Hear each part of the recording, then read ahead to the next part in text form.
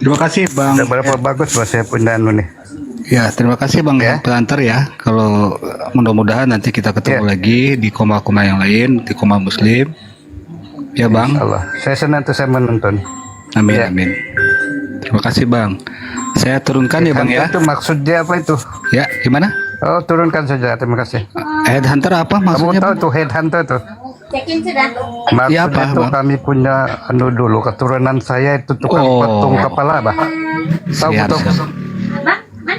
Zaman dulu kalau orang kami mau kawin mesti ada dapat kepala gitu. Oke, biasanya kalau Sebab gitu kan nanti ada headhunter. biasanya gini Bang Handi itu bisa punya nama, nanti mungkin Bapak bisa dikasih nama. Silakan Bang Handi. Mungkin ada yang bagus seperti Pak Marwoto dulu The Clear jadi Pak Marwoto gitu loh Bang Handi. Silakan Bang Handi. Ntar dulu gue harus balas nih, gue banyak dihujat netizen nih. Ntar dulu, gue dihujat netizen. Bang Andi jangan sering-sering kayak gitu, Bang Andi jadi oten gitu loh. Tidak kalau kalian serasiran. Gue dihujat Bang sama Andi. netizen, Masya Allah. Gue terangin dari awal tapi Iya. Jadi gini teman-teman ya, yang di channelnya Bang Handi sama channel yang lain, Bang Handi itu lewat phone Pak Willy dari Kristen pengen berbicara dengan Bang Juma di TikTok gitu loh. Ya teman-teman, bukan Bang Handi, berarti kita luruskan semua. Terima kasih Bang Handi. Silakan, ini siapa? Selamat malam. Assalamualaikum Bang, siapa nih namanya? Jay. Malam Bang.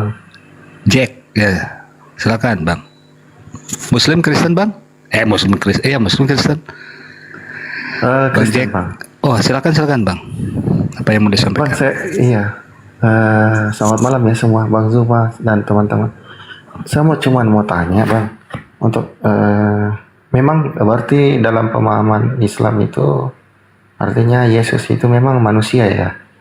Terus yang saya pikir selama ini kalau memang Yesus itu manusia, terus apakah betul-betul adil itu Allah yang menciptakan semua manusia? Apakah kenapa langsung Yesus yang langsung diangkat naik ke surga kalau memang Yesus itu cuman manusia? Kenapa nggak adil berarti?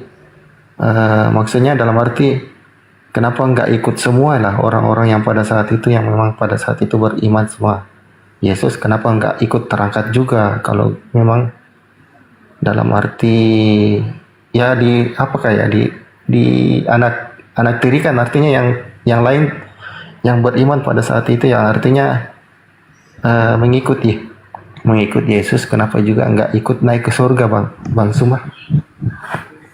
Iya. Itu saja mungkin pertanyaan. Iya. Justru itu bentuk keadilannya Tuhan.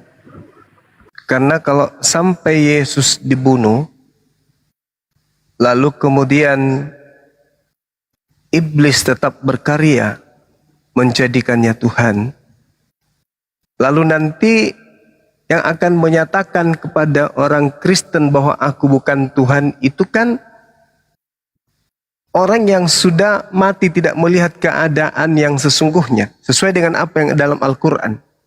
Nabi Isa diangkat ke langit dan dia tidak mati, maka dia akan datang kedua kalinya kemudian untuk menjadi hakim bagi orang-orang Kristen.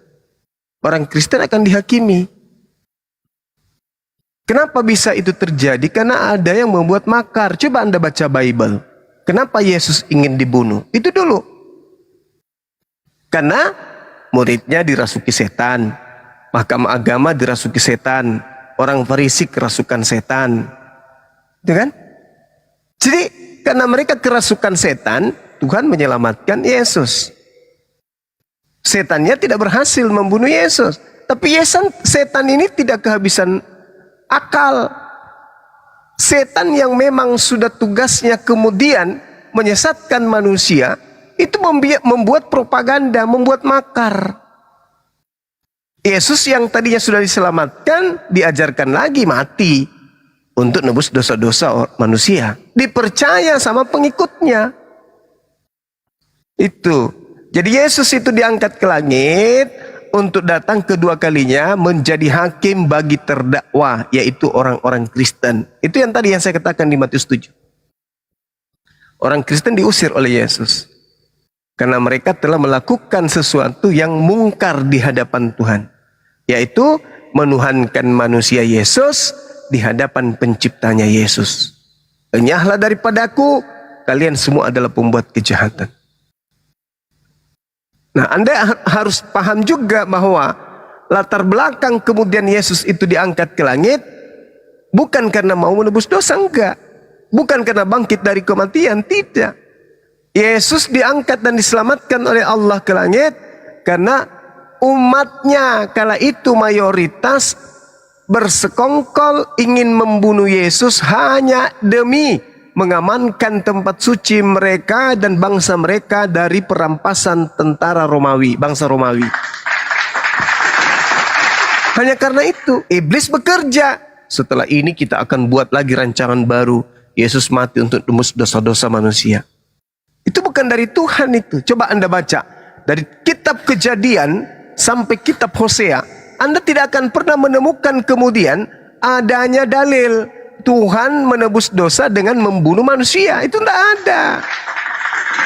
Itu muncul nanti di kitab saudara. Sedangkan kitab saudara bukan firman Tuhan.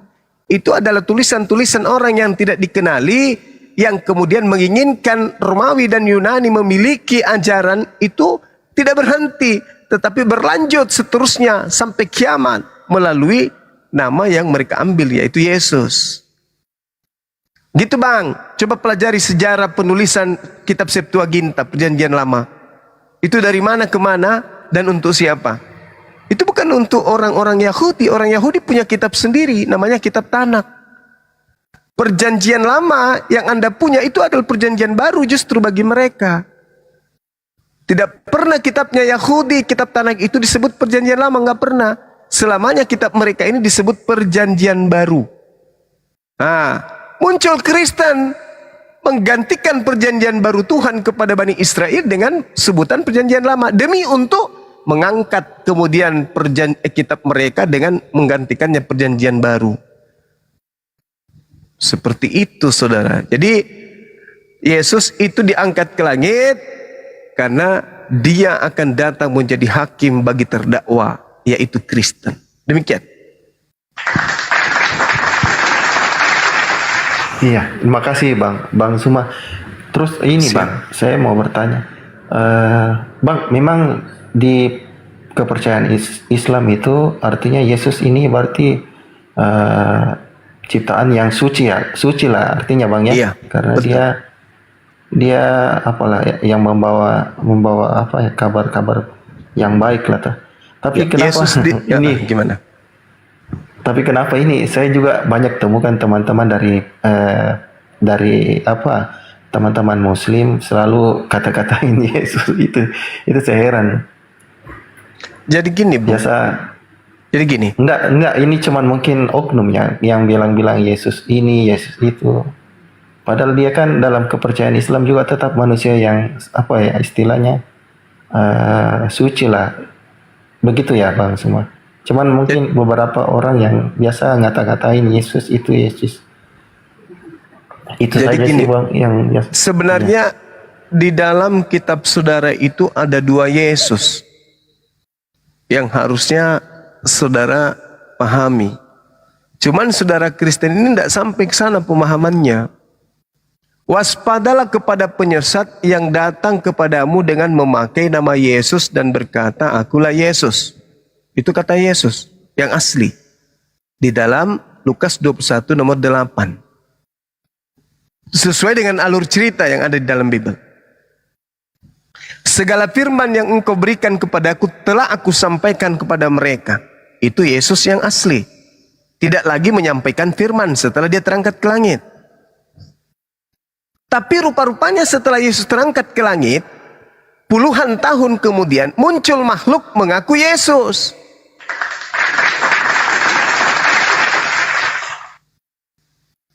Makhluk ini hanya berupa cahaya dan suara, bukan manusia. Sedangkan Yesus asli itu manusia yang datang kepada Ananias, yang datang kepada Paulus, yang datang kemudian kepada penulis kitab Wahyu, itu bukan Yesus anak Maria, itu Yesus lain. Makhluk halus yang ngaku-ngaku Yesus. Nah, inilah yang merasuki kalian, menuhankan oknum yang bernama Yesus itu. Yang menggiring kalian kemudian untuk mempertuhankan oknum yang bernama Yesus yang Anda kira anak Maria, padahal bukan. Itu adalah Yesus yang dinubuatkan oleh anak Maria. Waspadalah kepada Yesus palsu yang datang kepadamu dengan memakai nama Yesus dan berkata, akulah dia, waktunya sudah dekat, jangan kau percaya. Matius 24 nomor 24. Di situ juga Yesus mengatakan, sebab Yesus palsu dan nabi-nabi palsu akan datang dan melakukan banyak mujizat, sekiranya dia menyesatkan banyak orang dan menyesatkan orang-orang pilihan juga. Yang datang Yesus palsu, datang kepada siapa? Kepada murid Yesus. Nah, ada nggak kemudian Yesus palsu diajarkan kepada murid Yesus? Ada. Siapa yang ajarkan? Paulus dan teman-temannya. Aku bertemu dengan Yesus di padang gurun loh. Aku bertemu Yesus di dalam bilik penjara loh. Yesus yang mana yang kau temui? Yesus itu loh, anak Maria mana ada? Anak Maria sudah naik ke langit. Oh, dia akan turun lagi. Salah kamu. Yesus sebelum naik ke langit, dia sudah berpesan, adalah lebih baik jikalau aku pergi. Sebab kalau aku, Yesus, tidak pergi, maka dia, penolong lain itu tidak akan datang. Berarti yang datang setelah Yesus pergi siapa? Penolong lain. Yang datang kepada Paulus siapa? Yesus. Loh, mana yang betul? Katanya Yesus tidak akan, penolong itu tidak akan datang. Sebab kalau dia tidak pergi, penolong itu tidak datang. Maka dia harus pergi supaya penolong itu datang. Jadi menurut Yesus, setelah dia terangkat ke langit, ada dua yang datang. Yang pertama Yesus palsu yang penyesat. Yang kedua adalah roh kebenaran yang adalah seorang penolong. Nah, yang datang kepada Paulus siapa? Oknum yang bernama Yesus. Sementara kandidat Yesus ini adalah Yesus palsu. Yang betul adalah kandidat yang kedua, yaitu penolong lain yang akan memuliakan Yesus, bukan menghinakan Yesus. Yohanes 16 nomor 14, apabila roh kebenaran itu datang, apabila penolong itu datang, maka dia akan memuliakan aku, bukan menghinakan aku. Sedangkan Yesus yang datang kepada Paulus, mengajarkan Paulus untuk menulis penghinaan-penghinaan kepada Yesus. Contoh, Galatia 3 nomor 13. Yesus telah menembus Kristen dari kutuk hukum Taurat dengan jalan menjadi kutuk. Sebab ada tertulis, terkutuklah orang yang digantung di atas tiang salib. Siapa yang terkutuk? Yesus. Terkutuk itu dimuliakan atau dihinakan? Dihinakan. Sementara Yesus menubuatkan sebelum naik ke langit, yang datang setelahku adalah seorang penolong, dia akan memuliakan aku. Bukan menghinakan, tapi memuliakan. Nah, apalagi yang ada di Pulau Patmos? Akulah Yesus sang bintang timur. Loh, bukankah bintang timur itu Lucifer? Kenapa pula Yesus diidentikan dengan bintang timur? Sedangkan bintang timur Helal bin Zakar itu adalah Lucifer, iblis, yang tertulis dalam Yesaya 14. Kenapa Yesus diidentikan dengan itu? Berarti ini memuliakan atau menghinakan? Menghinakan. Berarti yang datang kepada Paulus in the gang bukan roh kebenaran, bukan penolong, bukan Roh Kudus, tetapi roh halus yang menistakan dan menghinakan Yesus. Coba, apa yang Anda rayakan nanti tanggal 25 Desember kelahiran? Di mana Yesus lahir tanggal 25 Desember? Bukankah yang lahir kemudian tanggal 25 Desember itu Dewa Mitra, Dewa Horus, Hercules, Attis, Zeus? Kenapa pula Yesus dimasukkan ke situ? Gak ada itu Yesus lahir tanggal 25 Desember. Lalu apa lagi? Kenaikan. Kapan Yesus mati kemudian menjadi tumbal, menjadi korban persembahan untuk dosa manusia? Gak ada. Tuhannya Bani Israel, Imamat 1 nomor 2, katakanlah kepada orang Israel apabila mereka hendak mempersembahkan kurban kepada Tuhan Elohim, hendaklah mereka mempersembahkan domba, kambing, lembu, sapi. Di mana dia pernah minta manusia sebagai kurban? Tidak ada. Bahkan Tuhan melarang di Ulangan 11, Ulangan 18, Tuhan mengatakan, jangan kamu mempersembahkan anakmu kepada dewa Molok. Sebab aku Tuhan, aku sendirilah yang akan menentang dia. Karena telah mempersembahkan anak manusia kepada dewa Molok. Nah, hanya dewa Molok yang minta darah manusia. Kalau Elohim tidak pernah minta darah manusia, nggak pernah. Bahkan ketika Tuhan Elohim menguji Abraham, sembeli anakmu, korbankan anakmu, anak tunggalmu. Itu diuji. Abraham lolos. Dia betul-betul ingin mempersembahkan darah anaknya sendiri. Tapi apa Tuhan lakukan? Tuhan menggantikannya dengan binatang. Artinya Tuhan tidak berkenan kepada korban manusia. Dia hanya berkenan kepada korban hewan. Datang Kristen yang muncul belakangan menganggap bahwa tragedi kematian yang dilakukan oleh penyesat-penyesat terhadap Nabi Yesus itu adalah tumbal untuk tebusan dosa. Ilmu dari mana itu? Itu karena bisikan makhluk yang tadi yang ngaku-ngaku Yesus. Jadi saudara, kalau Anda mengatakan Isa Yesus itu suci, betul. Dia adalah nabi yang suci. Lukas 4 nomor 30, Yesus itu hamba yang suci. Al-Quran surah Maryam ayat 19, Nabi Isa itu adalah makhluk yang suci. Tapi di Kristen, Galatia 3 nomor 13, Yesus itu adalah makhluk terkutuk.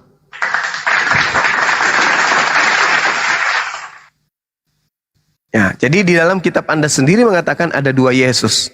Yang Anda sembah bukanlah anak Maria. Makanya ketika nanti Anda berhadapan dengan Yesus, Yesus mengatakan, enyahlah daripadaku, kalian semua adalah pembuat kejahatan, aku tidak mengenal kalian. Padahal kalian sudah mengatakan, bukankah kami bernubuat, mengusir setan, bermujizat pakai namamu? Apa kata Yesus? Aku tidak mengenal kalian. Yang kamu sebut Yesus itu, Yesus yang sudah kuwanti-wantikan kepada pengikutku Bani Israel. Makanya Bani Israel tetap ada, tetap saja hari ini, Yudaism, tetap aja hari ini mereka menjadi praktisi Taurat, tidak menjadi Kristen mereka. Makanya di dunia ini ada Yahudi, ada Kristen. Kristen ini dari mana? Dari orang-orang yang mengikuti makhluk halus yang ngaku Yesus. Yudaism ini dari mana? Mereka yang masih melanjutkan pengajaran Nabi Musa sesuai dengan pengajaran Yesus agar Bani Israel kembali kepada hukum Taurat. Yahudi adalah sekelompok dengan Yesus. Kristen sekelompok dengan makhluk yang ngaku-ngaku Yesus yang datang di padang gurun. Gitu Bang, silakan. Iya, makasih Bang Suma. Terus nggak apa-apa, saya banyak tanya nih Bang. Iya, silakan. Terus Bang Suma ini yang terus diimani umat Islam itu berarti nanti yang datang menghakimi itu Yesus ya, yang dari untuk datang menghakimi orang-orang Kristen, Yesus. Oh iya Bang, berarti itu yang tetap Abang imani juga ya di Islam ya Bang? Iya, kami beriman.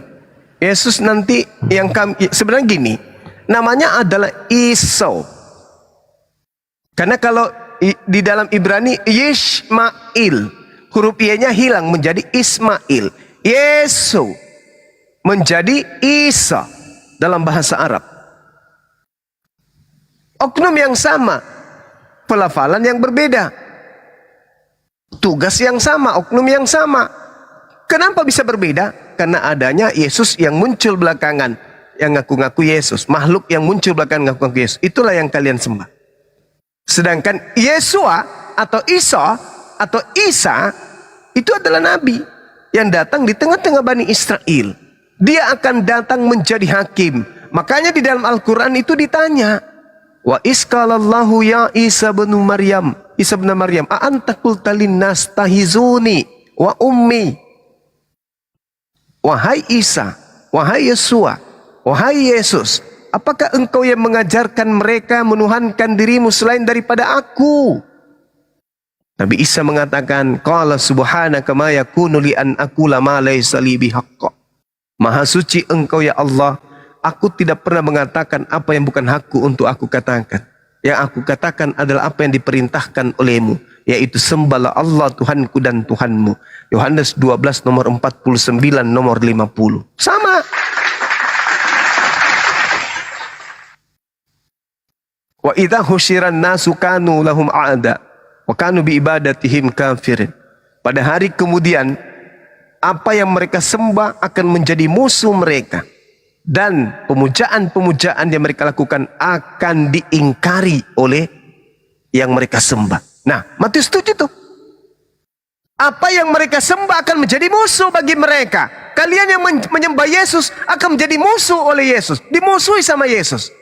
Pemujaan yang kalian lakukan terhadap Yesus akan diingkari oleh Yesus. Enyahlah daripadaku. Kalian semua adalah pembuat kejahatan. Aku tidak mengenal kalian. Al-Quran mengatakan itu. Kenapa demikian? Ya karena yang kalian sembah itu adalah makhluk halus yang ngaku Yesus. Bukan Yesus yang datang sebagai nabi. Makanya Bung, kalau Anda melihat nih ya, Kristen masuk ke Indonesia, Katolik masuk ke Indonesia, Protestan masuk ke Indonesia, bukan orang Yahudi yang mengajarkan Bung. Coba renungkan itu.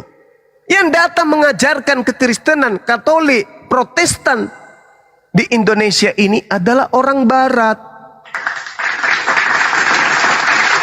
Ada apa? Kenapa bukan orang Yahudi? Selanjutnya Islam yang mengajarkan Islam di Nusantara ini adalah orang Yahudi. Ya, silakan. Ya mikir iya. Iya betul juga itu yang tadi perumpamaan abang itu, yang orang yang mengajar itu yang datangnya dari Barat. Kenapa bukan dari Yahudi? Ya. Dan di zaman-zaman ini, zaman-zaman Yesus hidup.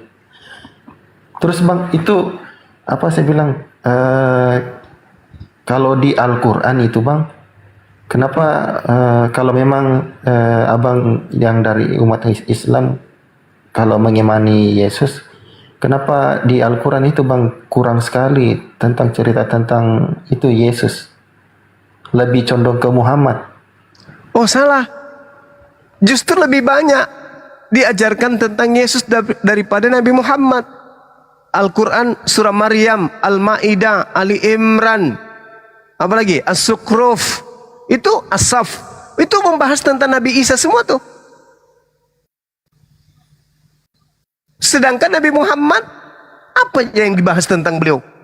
Namanya cuma berapa kali disebut dibandingkan Nabi Isa alaihissalam. Bahkan di dalam Al-Quran, nama ibu daripada Nabi Isa disebutkan. Surah Maryam, tidak ada surah Aminah, ibunya Nabi Muhammad. Nah, Ali Imran, surah yang keturunan daripada Nabi Isa. Sedangkan Nabi Muhammad enggak. Nah ini yang perlu. Artinya Al-Quran datang memang tujuannya untuk meluruskan akidah yang kemudian dibengkokkan oleh orang-orang terdahulu terhadap para nabi. Jadi Al-Quran itu tidak egois mengangkat derajat diri sendiri dalam arti kata mengedepankan kemudian sukuisme, enggak. Karena Al-Quran itu datang untuk seluruh alam semesta, bukan untuk sekelompok bangsa, tapi seluruh alam semesta. Untuk memperbaiki alam semesta ini, maka hal-hal yang rusak yang terkait dengan pengajaran para nabi yang dibengkokkan, itulah yang diluruskan oleh Al-Quranul Karim. Kalau Nabi Muhammad itu mengarang Al-Quran, maka yang diunggulkan tentulah seperti Paulus mengunggulkan dirinya sendiri. Nabi Muhammad tidak mengunggulkan dirinya, tidak mengunggulkan keturunannya, tidak mengunggulkan kemudian kedua orang tuanya dan suku bangsanya, enggak. Tapi Al-Quran datang sebagai rahmat untuk seluruh alam semesta, bukan rahmat untuk Bani Ismail. Sebagaimana Yesus, aku diutus hanya kepada domba yang sesat dari Bani Israel. Sebagaimana Musa, dia diutus hanya kepada domba Bani Israel dari perbudakan Mesir. Seperti itu bang. Iya bang, saya juga ini sedikit buka lah masalah kehidupan saya itu. Memang saya itu bang, saya silsilahnya memang dulu bapak Kristen, mama Muslim. Iya. Terus apa ya? Saya juga ikut begitu bang. Istri juga Muslim. Istri saya Muslim bang. Dan kalau yang namanya hati bang, saya juga belum bisa memaksakan dia yang masuk ke saya atau saya yang harus ke dia. Nantilah Kalau dibilang kepercayaan kan Bang, kita sementara mencari apa yang bagus untuk keselamatan kita masing-masing. Jadi kemarin itu Bang, saya punya istri, sampai sekarang masih muslim Bang, istri saya. Kemarin itu di 2016 dia jatuh sakit Bang. Dia habis kena spondilitis TB, jadi tulang belakangnya ada 3 ruas habis dioperasi karena ini apa Jatuh. sudah rusak begitu. Oh, Pernah jatuh waktu kecil. waktu kecil. Iya. Nah, yang jadi pertanyaan saya kemarin itu pada saat sakit di rumah sakit selama 3 bulan itu Bang, saya juga di lain pihak dia juga dari pihak keluarga manggil ustadz atau para kepercayaan dari umat muslim kan Bang tuh untuk berdoa, mendoakan kesembuhan. Saya juga yang dari Kristen panggil ini apa pendeta atau orang-orang yang untuk doakan. Dan ya puji Tuhan kemarin Bang 2017 awal Januari itu selesai operasi sampai 2018 itu berangsur-angsur membaik sekarang Bang. Tapi masih pakai tongkat. Masih ini masih dalam keadaan pemulihan sekarang. Sampai sekarang belum bisa masih pakai tongkat kalau jalan Bang. Sudah punya Cuman anak? Iya Bang, saya sudah punya anak Bang. Berapa? 2, 1? 2 Bang, saya sudah punya anak 2. Islam atau dari Kristen? istri. Saya juga itu nggak tahu mau fair bagaimana Bang. Cuman saya bilang sama istri ya udah kalau memang nanti dia besar, dia yang pilih lah apa yang menurut mereka baik. Kita cuma ajarkan saja ya. Dan Bang, saudara Jack ini sayang kepada anaknya? Sayang Bang, sayang. Ke istri? Sayang juga Bang, nggak mungkin sampai 2 anak ini saya tidak sayang. Sayangnya itu mau sampai di dunia saja, dipisahkan oleh ajal, atau Saya mau maunya sampai di akhirat? sama-sama. Iya, saya mau sama-sama Bang, terus sampai di akhirat nanti. Di kehidupan yang kekal. Iya betul Bang. Nah sekarang bantu saya cari di Bible, orang Kristen masuk ke surga bersama dengan keluarganya dan anak-anaknya. Ada nggak?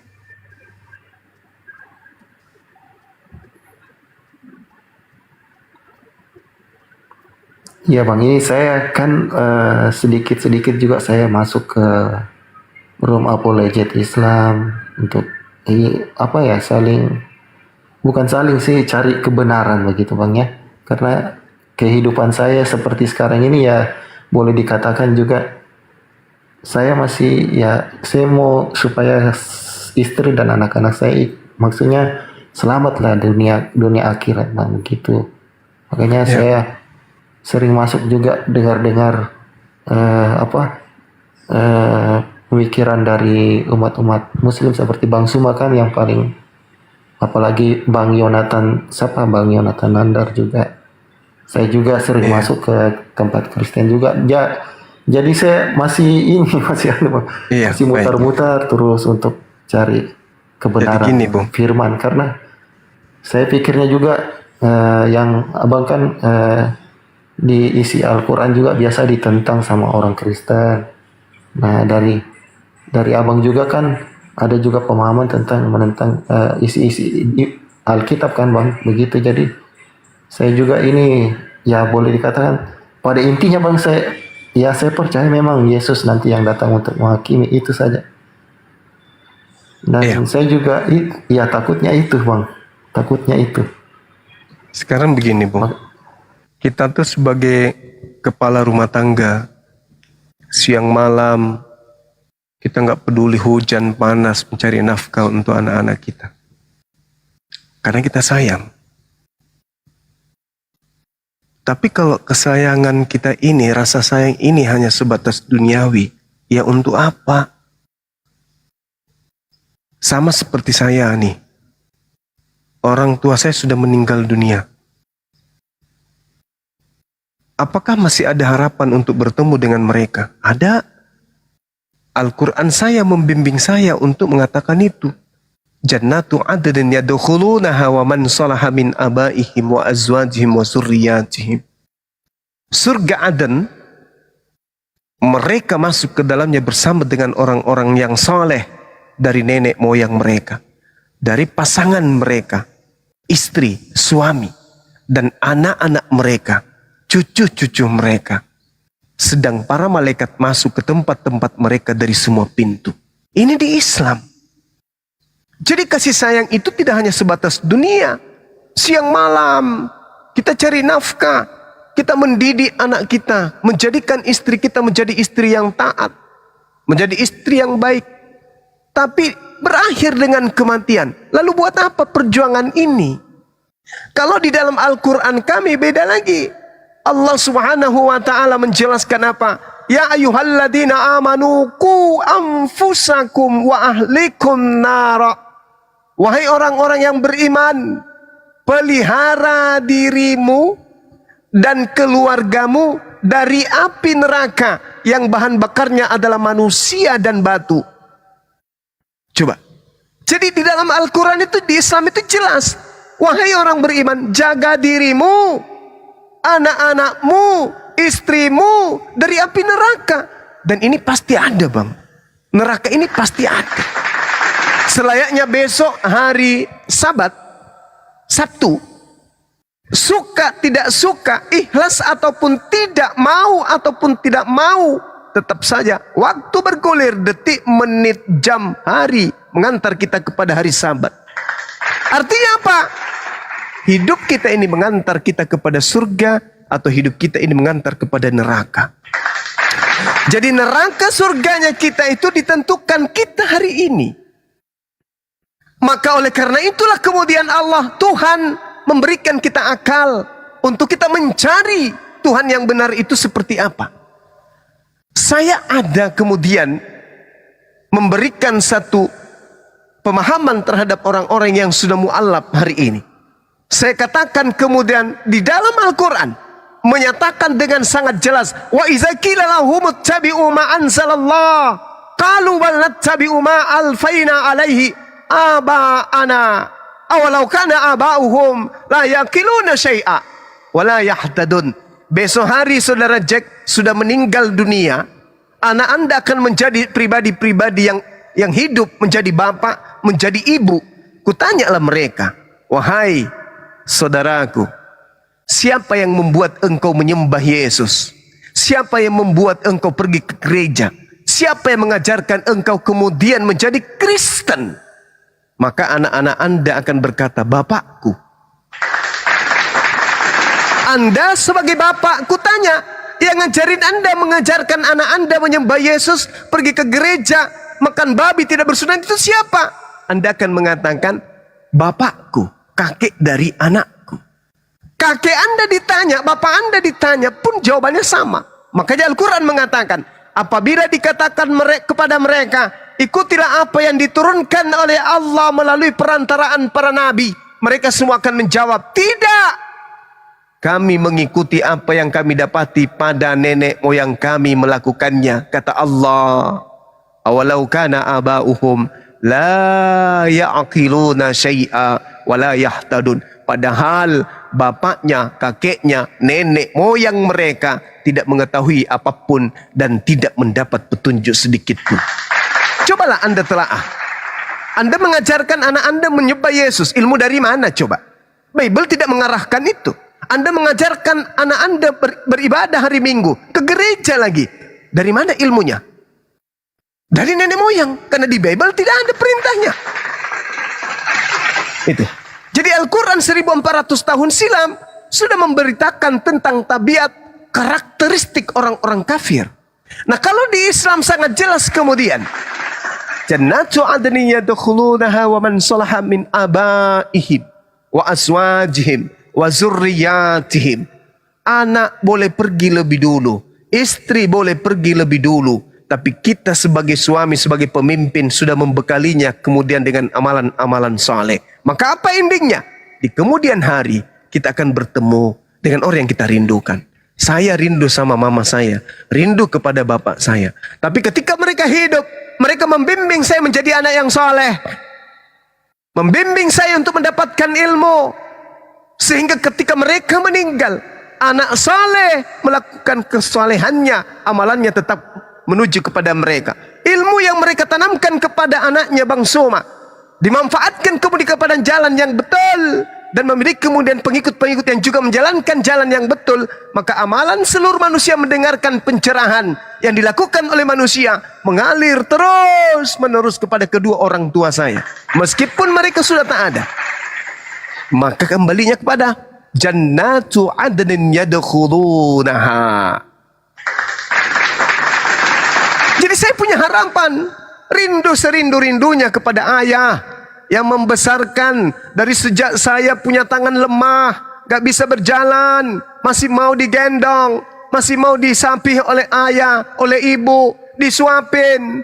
Rindu pelukan mereka, rindu dekapan mereka, rindu kecupan mereka. Nantinya akan saya dapatkan kembali setelah kami berkumpul di jannah bersama. Bung, di kehidupan dunia ini, dalam rumah yang sederhana, makannya sederhana, pembaringan yang sederhana, alat sekedarnya, kita berkumpul dengan anak istri kita, makan apa adanya, bahagia sekali. Di dalam surga, dalam kehidupan yang kekal, tak ada kesudahan, kita bersama dengan orang-orang yang kita cintai. Kurang apa lagi nikmat Allah yang diberikan kepada kita ini. Tapi kalau di Kristen ditanya, kamu cukup satu istri? Yes. Gak boleh poligami? Ya. Tapi di akhirat nanti kamu masih sama dengan suamimu? Enggak ada dalilnya. Kamu masih sama dengan suamimu? Enggak ada dalilnya. Kami hanya hidup seperti makhluk roh, seperti malaikat, memuji dan menari. Memuji dalam kehidupan kekal. Haleluya, haleluya, haleluya. Coba ucapkan itu dalam 1 jam. Kalau tidak robek mulutmu. Bukan 1 jam lagi.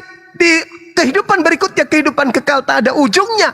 Hanya memuji kayak begitu. Itu bukan surga coy, itu neraka. Menari dan memuji. Coba kau praktekkan menari 1 jam. Tanpa makan, tanpa minum. Kayak mana ceritanya itu dikatakan sebagai kebahagiaan. Lalu kemanusiaanmu kemana? Hilang. Rasa sayangmu, kasih sayangmu, rindumu, hasratmu sebagai manusia hilang. Yes, karena kami hidup seperti malaikat. Itu siksaan. Itu siksaan. Itu bukan surga. Kalau di Al-Quran, anak-anak kita kelak bersama dengan kita dalam kehidupan kekal, dalam kebahagiaan yang tak ada taranya. Siapa yang tak bahagia? Makanya Al-Quran mengatakan bahwa jannah itu tempat orang-orang yang berbahagia. Surga itu tempatnya kebahagiaan. Surga itu tempatnya kenikmatan. Kesempurnaan kebahagiaan dan kenikmatan itu adanya di surga. Dan yang masuk ke sana hanya orang-orang yang beriman. Bukan orang yang hidup dalam dogma dan doktrin barat, tetapi mereka mengikuti ajaran para nabi. Ya, oleh karena itulah saudara, kalau Anda memiliki istri seorang muslim, alhamdulillah Anda tidak lagi sulit untuk memuslimkan dia. Anda punya anak yang Anda beri kehendak bebas untuk memilih agama, alhamdulillah Anda tidak memiliki kesulitan untuk menyelamatkan mereka. Tinggal Anda sendiri yang sebagai pemimpin. Anda ingin menentukan langkah Anda ke neraka atau ke surga. Ingat bung, Al-Quranul Karim menjelaskan di dalam surah apa ya teman-teman?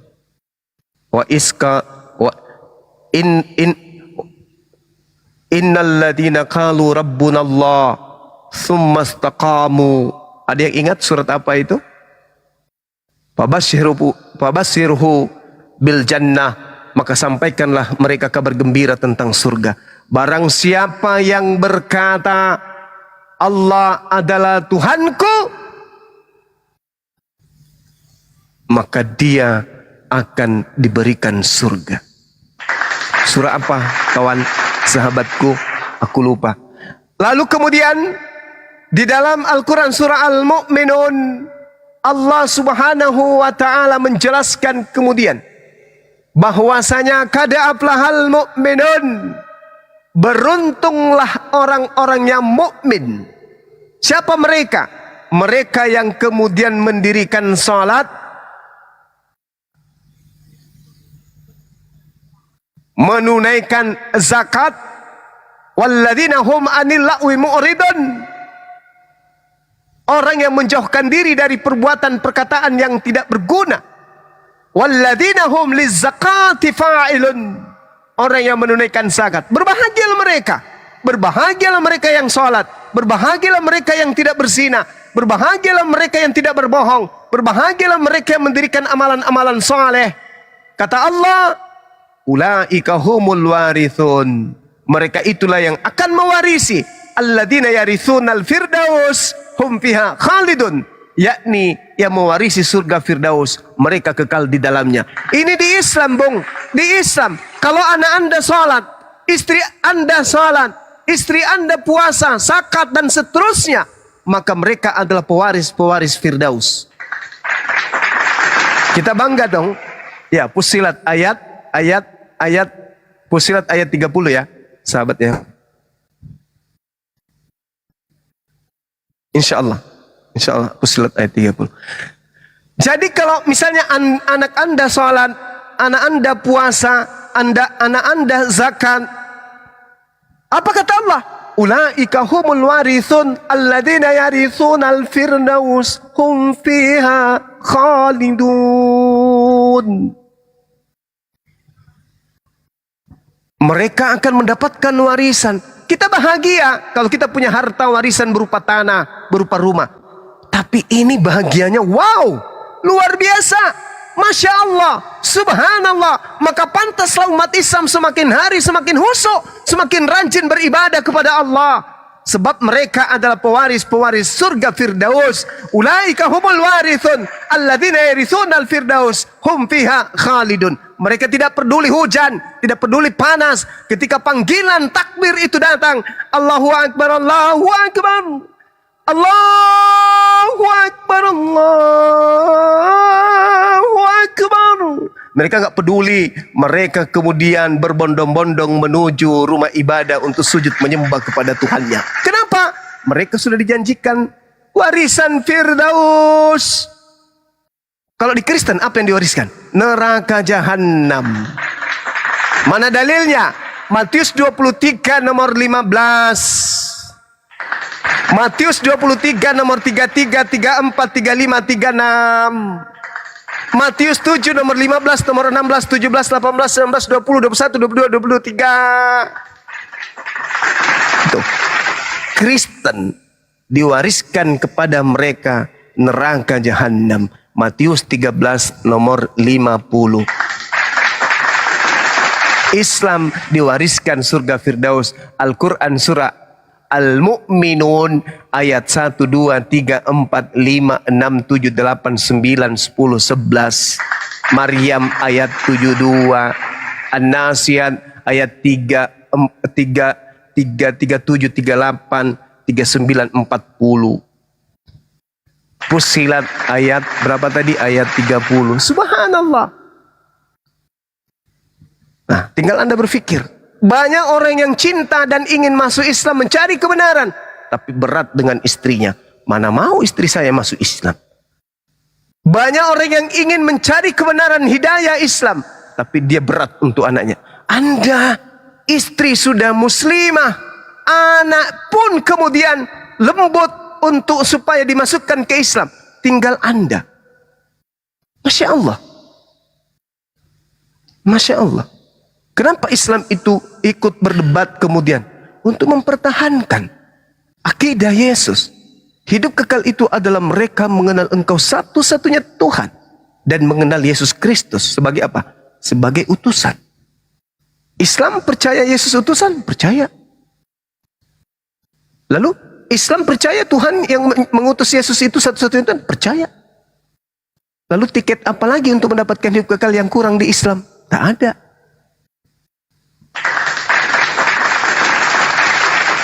Berani enggak Kristen mengakui satu-satunya Tuhan adalah Bapa? Berani enggak? Enggak berani. Kenapa? Karena Yesus juga Tuhan menurut mereka. Roh Kudus juga Tuhan. Enggak berani. Kalau umat Islam berani enggak? Umat Islam mengakui satu-satunya Tuhan yang benar adalah Tuhan yang telah mengutus Nabi Yesus di tengah-tengah Bani Israel untuk memberitakan Injil kebenaran. Islam akan mengatakan, ya, saya bersaksi, itulah Tuhan, tak ada yang lain. Berani nggak umat Islam bersaksi bahwa Nabi yang datang lahir tanpa ayah adalah sang penginjil yang diutus kepada Bani Israel mengajarkan mereka Taurat dan Injil? Umat Islam semuanya akan mengatakan, ya, saya bersaksi. Berarti umat Islam memiliki tiket menurut Yesus Yohanes 17:3 hidup kekal, menerima Yesus sebagai utusan, menerima Tuhannya Yesus sebagai satu-satunya Tuhan. Subhanallah. Tapi Kristen berani tidak mengakui Bapa satu-satunya Tuhan. Yesus sebagai apa? Tuhan juga. Berarti bohong. Anda katakan satu-satunya, tapi Yesus Tuhan juga. Roh Kudus apa? Tuhan juga, Bang. Lah, tapi satu. 3 dalam 1. Akal-akalan.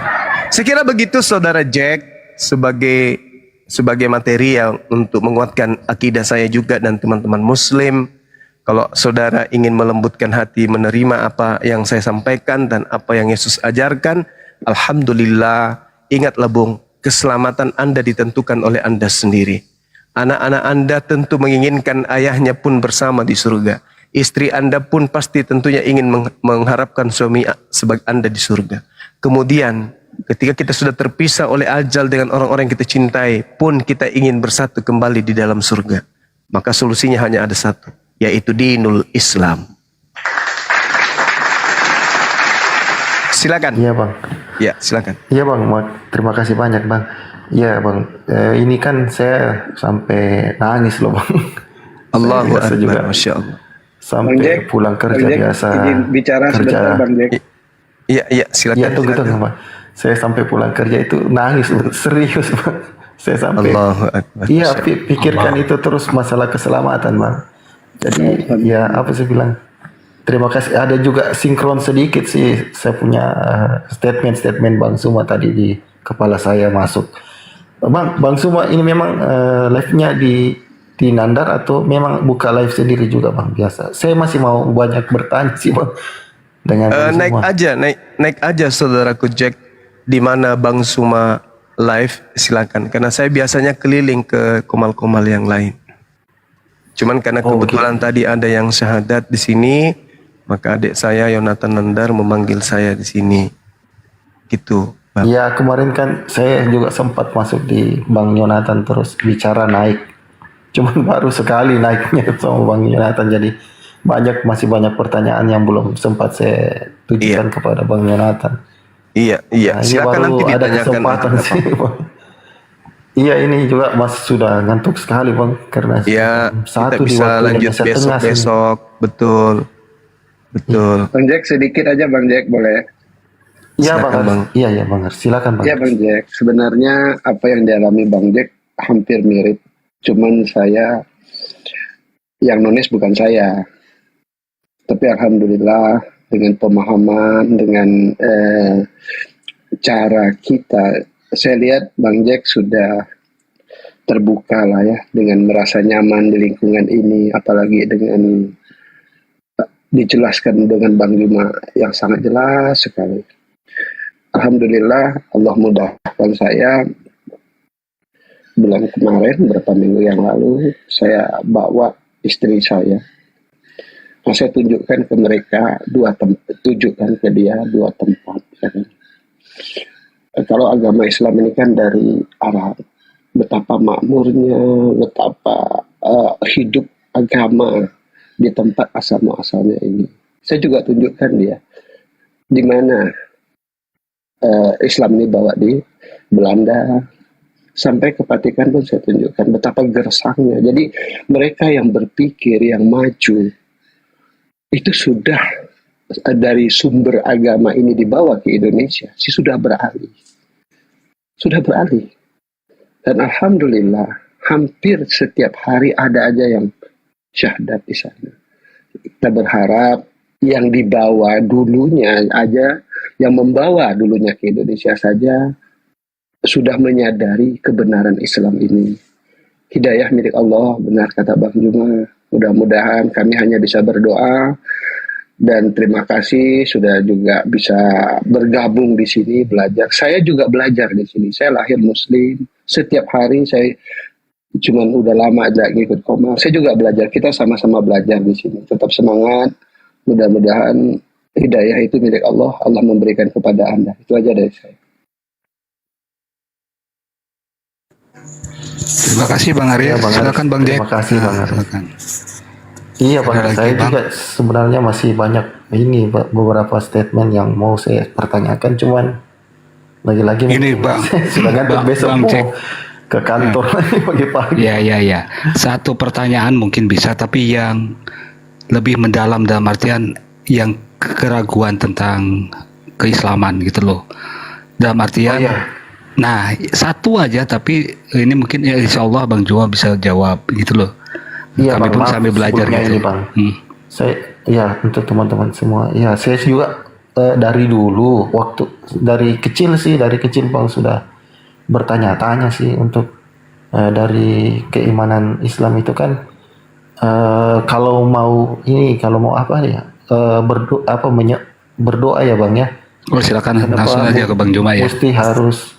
Kenapa mesti harus menghadap? Berarti kalau kita daerah sini Bang, Indonesia harus menghadap ke barat ya. Betul. Maksudnya karep kiblat itu arah apa Bang? Barat lah kalau dari kita Barat, Indonesia ya? ya.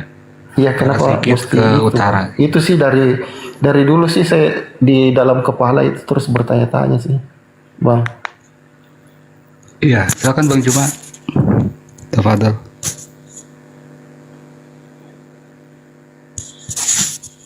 Ini mana? Paman.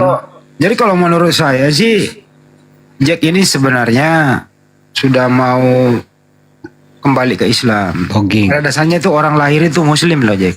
Waktu bayi itu berserah diri gitu. Gitu aja sih. Untuk itu ya harus kita memang membuang iman dulu, akal dulu begitu.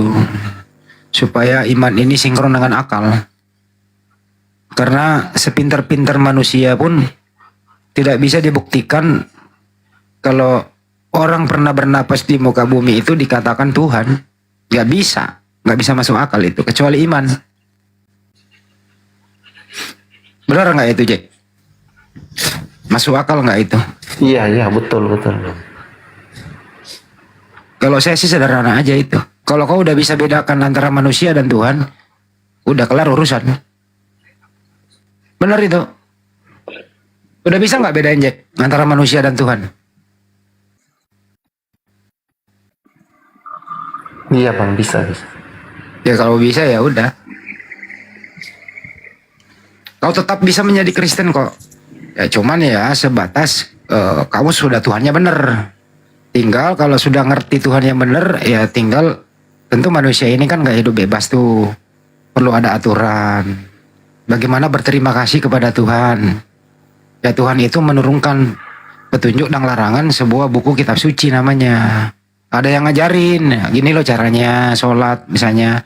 Gini loh caranya menikah. Begini loh caranya bersedekah. Begini loh caranya jual beli. Begini loh caranya kalau bangun tidur apa yang diucapkan. Begini loh caranya begitu. Jadi umat Islam itu di muka bumi ini itu nggak bebas. Ada caranya begitu. Supaya nanti lulus. Kan sama dengan sekolah kan. Kuliah lah misalnya. Sekian SKS kau harus selesaikan. Nah kalau nggak selesai SKS itu gimana mau jadi sarjana? Begitu juga. Sekian umat manusia di muka bumi ini loh yang harus lakukan. Ini perintahnya, ini larangannya. Supaya kau lulus. Lulusnya kemana? Ya semua orang kan mau ke surga. Tadi jangan sampai lo hanya berangan-angan ke surga. Lo nggak terdaftar menjadi Islam. Nggak bisa. Nggak bisa lo lulus jadi sarjana kalau lo nggak terdaftar di kampus itu. Ya hanya angan-angan belaka sih. Tapi nggak apa-apa Jack. Next aja kalau mau diskusi-diskusi lagi yang lebih matang gitu ya. Iya, satu pertanyaan ke Bang Juma tentang kiblat gitu Bang Juma, silakan tafadhol Bang Juma. Gimana? Sorry. Silakan Bang Jack, pertanyaannya yang ini langsung aja ke Bang Juma. Gimana Bang? Iya Bang, saya mau tanya dari dulu sih dari masih kecil Iya, saya sudah bertanya-tanya selalu bahwa orang yang beriman Islam kan itu harusnya menghadap ke kiblat ya Bang. Jadi itu Oh iya, dalam ibadah. iya Betul. iya dalam ibadah. Maksudnya dalam pemikiran saya itu kenapa nggak ke arah pada saat maksudnya yang semaunya, bukan semaunya sih, dalam arti Kemana aja kita gitu. rasa nyaman. Iya, kita nyamannya bagaimana, Bang? Kenapa mesti harusnya ke arah ini, ke arah Mekah begitu ya? Mekah ya, Bang ya? Iya. Iya, jadi Kiblat gini, ya, Bung. Bang? Iya. Iya, kiblat. Jadi gini. Semua umat terdahulu itu memiliki arah ibadah. Ya, maksud saya ini umatnya para nabi ya. Kalau Kristen kan memang Kristen ini, mohon maaf, bukan nabi yang mengajarkan kekristenan ini. Tak ada nabi yang diutus kepada Roma Yunani untuk menyembah manusia. Di Islam itu dikatakan dalam surah Al-Baqarah ayat 144. A'udzubillahi minasyaitonirrajim. Qad nara taqallub wajhika fis sama falanuwalliyannaka qiblatan tardaha wa walli wajhaka syatral masjidil haram wa haitsu ma kuntum fawallu wujuhakum syatrah wa innal ladzina utul kitaba la ya'lamuna annahu al-haqqu min rabbihim wa mallahu bighafilin amma ya'malun. Kami melihat wajahmu wahai nabiku Muhammad sering menengadah ke langit, maka akan aku palingkan engkau ke kiblat yang engkau senangi. Maka hadapkanlah wajahmu ke arah Masjidil Haram, dan di mana saja engkau berada, hadapkanlah wajahmu ke arah itu. Dan sesungguhnya orang-orang yang diberi kitab Torah dan Injil pun tahu bahwa pemindahan kiblat itu adalah kebenaran dari Tuhan mereka, dan Allah tidak lengah terhadap apa yang mereka kerjakan. Ini kata Quran. Loh, kok di sini katakan kitab Torah dan Injil? Yang betul. Coba kita lihat. Di Mazmur 138 nomor 2. Aku hendak sujud ke arah baitmu. Ke arah. Bait. Apa bait? Baitullah. Bait El. Bait Elohim.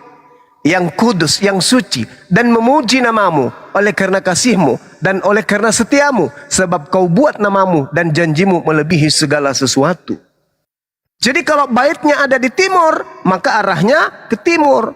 Karena baitnya ada di barat, maka arahnya ke barat. Di dalam Mazmur 5, nomor 8. Mazmur 138, nomor 2. Tetapi aku berkat kasih setiamu yang besar. Aku akan masuk ke dalam rumahmu. Sujud menyembah ke arah baitmu yang suci. Dengan takut akan engkau. Jelas itu. 1 Raja-Raja 8 nomor 44 sampai seterusnya. Apabila umatmu keluar untuk berperang melawan musuhnya ke arah derek. Ke arah itu dalam arti bahasa Ibraninya, coba tanya si pakarnya nih, adik kita. Derek, kalau nggak salah arah derek. Maka kemana engkau menyuruh mereka, dan apabila mereka berdoa kepada Tuhan dengan derek, arah berkiblat ke kota yang telah kau pilih dan ke rumah yang telah kudirikan bagi namamu. Jadi harus menghadap ke arah mana? Ke arah kiblat, derek dalam bahasa Ibrani. Nah itu 1 Raja-Raja 8 nomor 4448. Lalu juga dikatakan di dalam kitab Daniel 6 nomor 11. Demi didengar Daniel bahwa surat perintah itu telah dibuat, pergilah ke rumah itu. Dalam kamar atasnya ada tingkap-tingkap yang terbuka ke arah Yerusalem. Ke arah Yerusalem. 3 hari, 3 kali sehari ia berlutut, berdoa serta memuji Tuhannya seperti yang biasa dia lakukannya. Jadi dia ke arah Yerusalem. Banyak, Bang. Mazmur 84 nomor berapa itu? Nomor 8. Mereka berjalan makin lama makin kuat, hendak menghadap ke Allah yang ada di Sion, ke Tuhan yang ada di Sion. Jadi banyak data di dalam kitab saudara yang menjelaskan bahwa ya ada arah ibadah. Dulu di Yerusalem, tapi Yesus mengatakan akan diambil. Di dalam Yohanes 4 nomor 20. Nenek moyang kami menyembah di atas gunung ini. Tetapi kamu katakan bahwa Yerusalemlah tempat orang menyembah. Kemudian Yesus berkata, hai perempuan, percayalah kepadaku. Saatnya akan tiba bahwa kamu akan menyembah Bapa bukan di gunung ini lagi. Dan bukan juga di Yerusalem lagi. Berarti arah kiblat akan berpindah. Karena Nabi Muhammad tadinya juga ketika sholat itu biasa menghadap ke Yerusalem. Baitul Maqdis. Tapi kemudian Allah menetapkan untuk menghadap ke mana? Ke Mekah, Masjidil Haram yang ada di Mekah sana. Jadi seluruh para nabi itu sudah mengajarkan untuk menghadap ke arah bait suci dalam beribadah. Itulah yang dilakoni oleh umat Islam hari ini. Dan itu juga adalah sebagai simbol tauhid, satu arah. Coba Anda baca di dalam Yesaya 66 nomor 23. Sabat berganti sabat, bulan berganti bulan.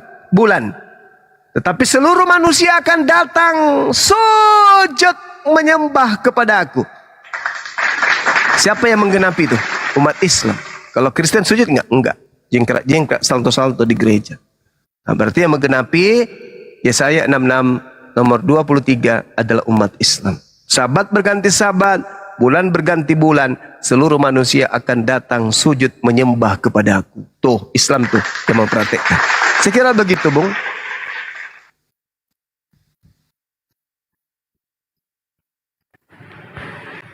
Iya, terima kasih Bang Zuma. Iya masih banyak sih Bang. Mau bertanya mau apa satu. Iya. pemikiran Silakan, sama boleh Bang Zuma. besok, Banyak. boleh lusa, Iya, boleh Bang. kapan saja. Berarti Abang setiap hari ya Bang? Alhamdulillah, Allah memberikan kesempatan, masih memberikan kesempatan kepada saya. Hampir tiap hari. Iya Bang. Itu aja sih Bang semua. Baik, Nanti Bang kalau Jack. sempat lagi Salam nanti sama ya. keluarga Bang Jack ya. Iya Bang, sama-sama. Saya juga sampai ya sedih juga sih Bang, masih kepikiran terus itu Bang, masalah mau dibilang keselamatan Bang. Iya. Masih saya sering nangis sih kalau di mobil jalan pulang kerja atau biasa dalam keadaan sendiri. Ini saya keluar dari kamar Bang, karena nggak enak juga bicara di naik komal segini, nanti dibilangnya saya apa ya, nggak enak juga sama istri, makanya saya sendiri Iya, lari iya, ke betul. ruang Saya tamu paham, bicara saya sama Bang Zuma. Iya, saya paham. Iya Bang. Nanti saya naik lagi di komalnya Abang Zuma. Soalnya kalau di komalnya Bang Yonatan Andar jarang saya dikasih naik. Oh gitu. Tapi kalau sudah tahu, sudah dikenal Bang Jack ini, pasti sahabat-sahabat Muslim akan menaikkan saudara dalam tataran proses belajar mengajar. Bertanya tentang Islam boleh, Iya. bertanya tentang apapun itu boleh. Selama kita tujuannya untuk belajar, insya Allah pemateri-pemateri dari Islam itu akan menjelaskan sebisa mungkin dan sesantun mungkin. Karena kami diajarkan untuk menyampaikan dengan hikmah. Silakan. Mungkin mau istirahat. Itu saja Bang, karena Iya, oke. dalam arti kan saya juga takut itu ke depannya Bang ya. Yang namanya kematian kan kita nggak tahu, kita manusia. Mungkin mau istirahat. Ajal sampai kapan. Selamat malam, assalamualaikum. Waalaikumsalam. Waalaikumsalam. Bentar ya, Iya Bang Zuma, Zuma, saya izin teman-teman semua. Terima kasih banyak atas pencerahan. Assalamualaikum Iya, semuanya, sama-sama. Bang Yonatan Andar, Gurunda. Waalaikumsalam. Waalaikumsalam warahmatullahi wabarakatuh. Host, izin host, pamit host. Ya, silakan Pak Haji. Bang Juma, makasih banyak. Semua selalu dijaga kesehatannya, jaga semangatnya. Bang Handi, Bunda, Bang Jonathan, izin dulu. Saya rehat, besok pagi harus berangkat. Ya Pak Jaris, hati-hati.